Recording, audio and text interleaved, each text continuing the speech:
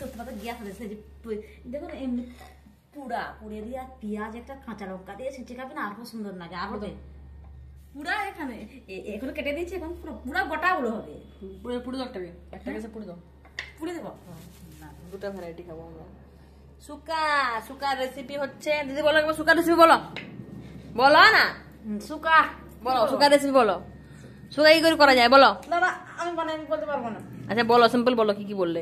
প্রথমে সুগারটা কাটতে হবে, তারপর ভিজাতে হবে, তারপর ভালো করে সুগারটা ধুতে হবে, তারপর একটা কড়াইয়ে পোস্ত নিতে হবে, পোস্ত বাটা। কেন আগে তেল দিয়ে তেল দিয়ে সুগারটাকে ভাজতে হবে।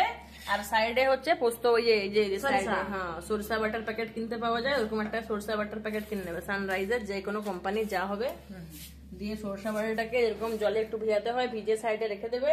দিয়ে শুকাটাকে যখন লাল লাল করে ভাজা হয়ে যাবে, তখন শুকাটাকে সাইডে তুলে সেই তেলের মধ্যেই যে সরষা বাটাটাকে যেটাকে ভিজাবে ওটাকে হালকা হালকা নেড়ে দেবে। তারপর যখন দেখবে যে সরষা বাটাটা একটু ফুটে গেছে, তখন তার মধ্যে শুকাগুলোকে ঢেলে দেবে। তারপর তো পুরো মানে এরা জলটা মরে গেলে তো নাম করিয়ে দেবে, দেখো তো হয়ে যাবে ব্যাস। তারপর জলটা মরে গেলে, দাঁড়াও ক্যামেরাটা, তারপর জলটা মরে গেলে ব্যাস শুকাটা দিয়ে নামিয়ে দাও, মিটে গেল ঝামেলা।